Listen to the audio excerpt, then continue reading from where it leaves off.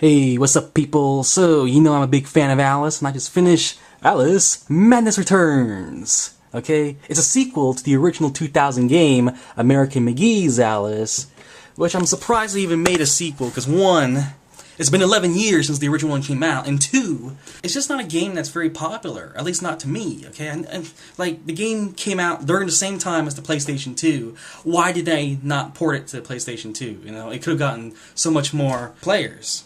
So I gotta say, if it wasn't for the first game, a lot of things would have not happened in my life, okay? This game was what started the whole my love for Alice in Wonderland thing, okay? This is it, okay? If you're asking, where did it all start? It's this game, okay? And if it wasn't for the whole Alice thing, I would have no desire to work at the Disney store, where I met some of the most kind-hearted, awesome people in the world, okay? The first DJ PD hangout, me and my buddies, was at the mall, and that's the day I applied to the Disney store, okay? Of course, if it wasn't for that, we probably would have still hung out anyway. But I'm really glad I finally finished this game. I bought it last week. I bought it like at 2 in the morning, okay? I really wanted to play this game. So what did I think of the game? I thought it was okay. A lot of the gameplay was just super frustrating. All these little puzzles, okay? And you know what? I shouldn't be complaining because I play Tomb Raider, I play the Myst and Riven games, and you know what, they have much more annoying puzzles than this. But you know what, there's so much of it that it just overshadows the other ones, you know? Most of them are like timed puzzles.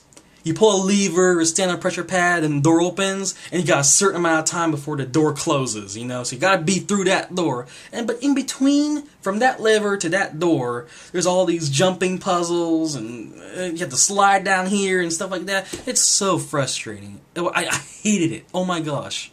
The fluctuation of the graphics throughout the game and the slow load times really wasn't a bother to me. I mean, occasionally you enter a new area or you pick up a new item and the game would just freeze for like a split second, and in the end though, it's like the least of your concerns. There weren't really a lot of boss fights. The only boss fights was like when the first time you meet a new enemy, okay, and you try to figure out the strategy to beat them. But later, they show up so many times that it's no longer considered a boss fight. I love the environments, I love the colors, it's very exotic, and the music was very creepy and goes really well with the game, okay? I love the music. I love all these mini-games. There were some good ones and bad ones. At one time you play a side-scroller type game. There was this pinball game, kind of like a little side shooter sort of thing, and there was a little chess game. But the most annoying thing is that each of those little mini-games, expect to play them at least 3 times, okay? Like, you finish one of these mini-games, and then you're like, thank God that's over. And then you go back to regular gameplay, and then later on it's like, what? You have to do it again. I have to do it again. And it's much more challenging the second time, and then more challenging the third time. So Susie Brand returned as the voice of Alice, and I was really happy about that. She sounded just like she did in the first game. And then Roger Jackson returned as the voice of the Cheshire Cat, but he sounded a little different. He sounded a little older, you know? Kind of like Optimus Prime. You know how G1 Optimus Prime and the Michael Bay Optimus Prime, voiced by the same person, but, you know, you can tell the difference between the two.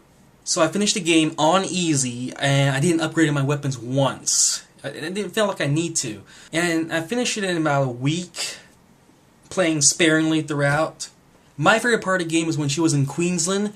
She ate a cake, she got big, and then she was just stomping through the Queen's kingdom, you know? She was just knocking over buildings and stomping on car soldiers. It was so much fun. It's just walking through, and you're like King Kong, you know? You're just knocking over everything, you're just busting stuff up, stomping on all the bad guys. It was awesome. I played that part like a couple times. It was so much fun that I just had to go back and play it again.